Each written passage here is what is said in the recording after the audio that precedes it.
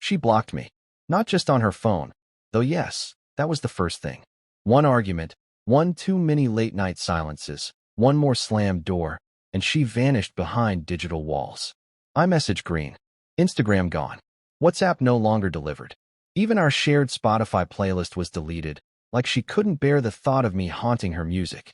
I stared at the screen for too long, thumb hovering over her name, rereading our last fight like a script that never got its second act. But it wasn't just the apps.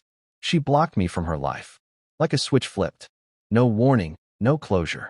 Just a void where her voice used to be. And I don't think I even blamed her at first. Maybe that's what stunned me more than the silence. How much of it felt earned. I wasn't always easy. I know that now. I worked too much, listened too little. I gave her time, but not presence. I loved her, but sometimes in the way a man loves something fragile. Carefully, but from a distance. She said I wasn't with her anymore. Not really. That even when I sat beside her, I was somewhere else, still wired into work, still chasing something that didn't have a name. She wasn't wrong. I thought providing was enough. I thought love could be measured in vacations booked and bills paid on time. But the night it all snapped, we weren't fighting about anything big. Not really. It was the laundry. The damn laundry. She asked if I could fold it. I said I would. She asked again, 3 hours later. I snapped. She snapped louder. Voices rose. Doors shut. And then she walked into our bedroom with eyes like glass, picked up her phone, and said, I need space. I gave her space. I didn't expect that space would become a wall so wide I couldn't even hear her breathing on the other side. That first week, I went through all the stages. Anger, confusion, that aching hope that maybe she'd text. Maybe she'd realize. Maybe she'd remember the 7 years, the road trips, the rainy Sunday mornings we spent wrapped up in each other like the outside world didn't exist. But instead, I got nothing. So I did what I always do when things fall apart. I got quiet. Focused. I didn't chase her. I didn't plead. I just started packing, not my bags, but my boundaries. If she needed space, I'd give her a universe. No more reaching out. No more checking the read receipts or asking mutual friends if she was okay. I buried myself in work, moved money, reevaluated everything we shared, what was ours and what was mine. I made a list one night. Actually wrote it down on a yellow legal pad, just like my dad used to do when things got messy. Joint accounts? Closed. Emergency contact? Changed. Health insurance? Updated. Will? Amended. It felt clinical at first. Cold. But there was something strangely liberating about it too.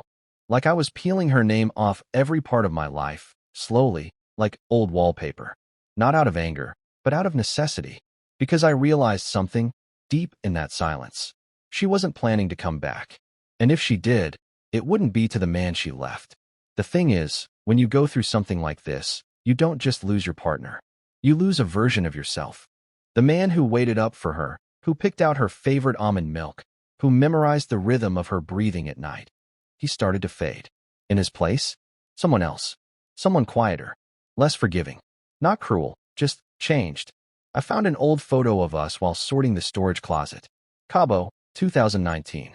She was in a yellow bikini, smiling over her shoulder, sun caught in her eyelashes. I looked so in love in that photo. The kind of love that makes you foolish. Trusting. Unafraid.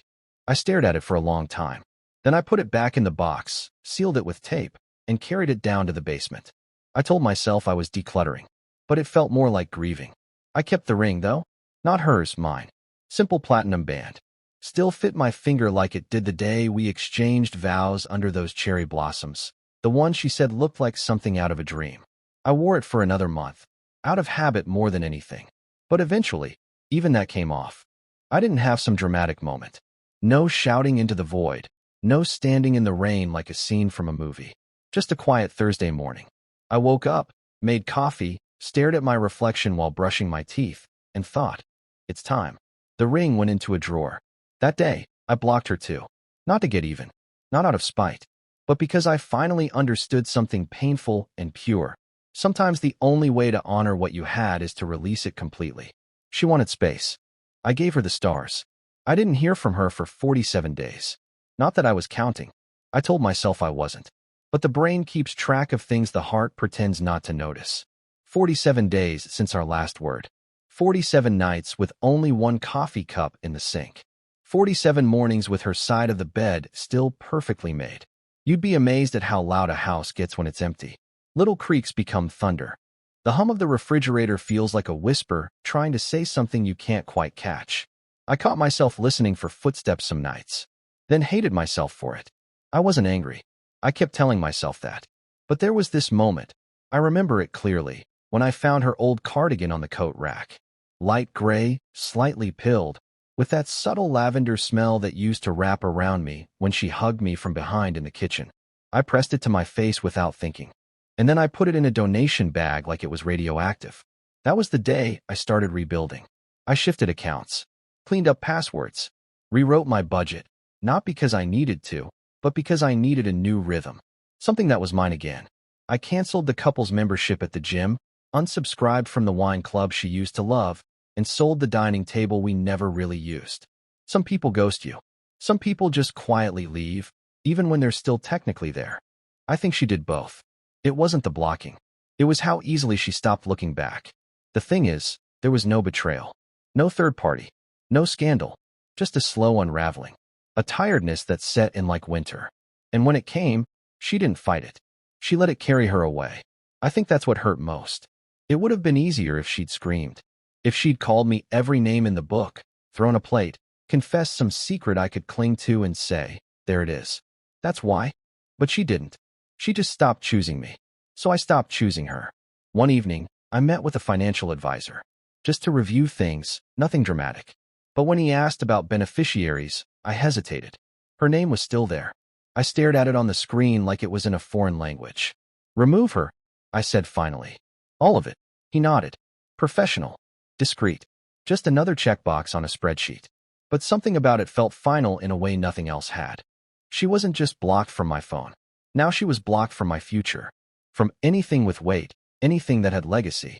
I updated my will the next day. Named my niece as the sole beneficiary.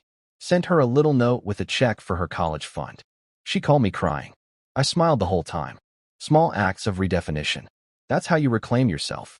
She called once, on day 48. Or maybe called isn't the right word. It was a single ring. A FaceTime attempt. It came through my MacBook, caught me off guard while I was editing a document. Her name flashed for half a second. I stared at it. Then I declined. I didn't block her number again. I didn't have to. That call wasn't for reconnection. It was curiosity. A pulse check to see if the door was still cracked. It wasn't. A week later, I saw her name on a Venmo request, $42.86 for a shared streaming service. I laughed out loud. Not bitter. Just amazed. After everything, she still wanted me to split Netflix. I ignored it. Around that time, a friend invited me to a small dinner party. Just 6 of us, nothing formal. I almost said no, but something inside me whispered, go. I wore a navy sweater she'd always hated and brought a bottle of red I knew she would have mocked for being too safe. It was the first time in months I forgot to check my phone. There was a woman there, Samantha. She laughed too loudly and interrupted people when she got excited. I liked her immediately. We didn't flirt, not really. But we talked. Deeply.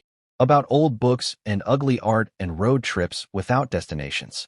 She had this way of leaning in when you spoke, like your words mattered more than the clock.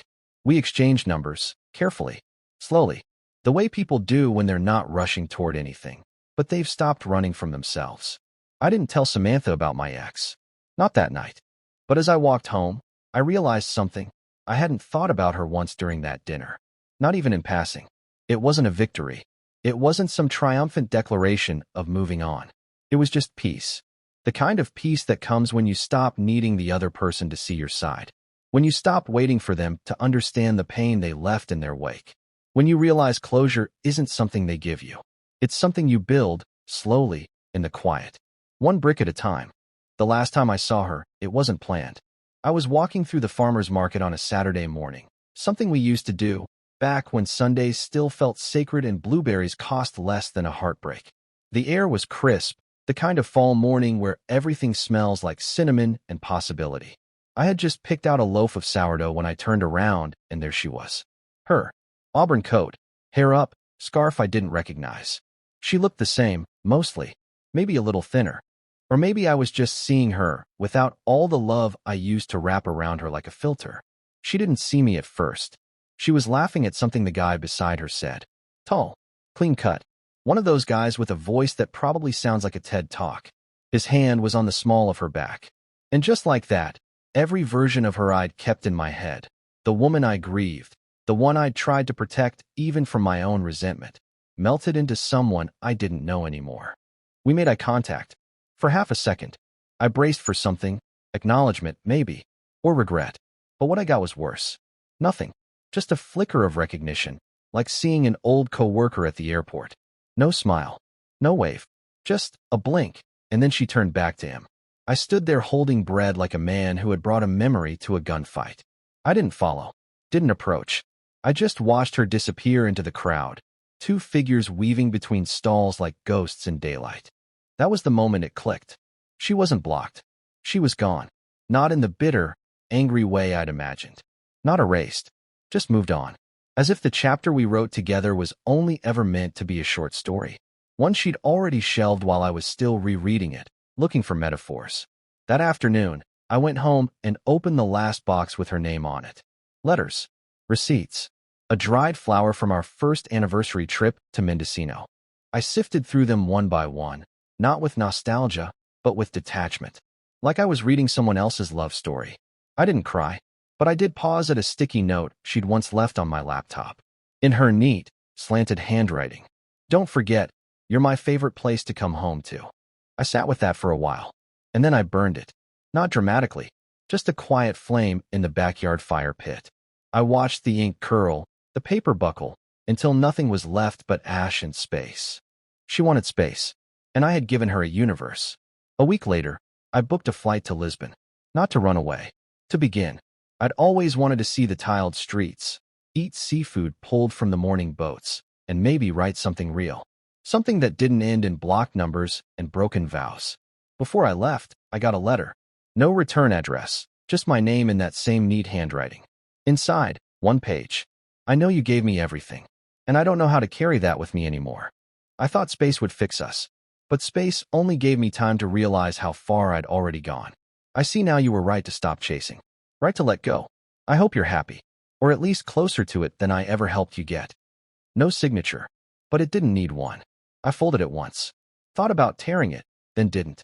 I slid it into my passport, tucked between the pages like a bookmark in a book I was done reading. The flight to Lisbon was long, quiet. The kind of quiet that used to ache, but now felt like breathing after too long underwater. And somewhere over the Atlantic, looking down at a sea so wide it made heartbreak seem small, I realized I wasn't waiting anymore. Not for a text, not for an apology, not for her. I was free, not because she gave me closure, but because I gave it to myself.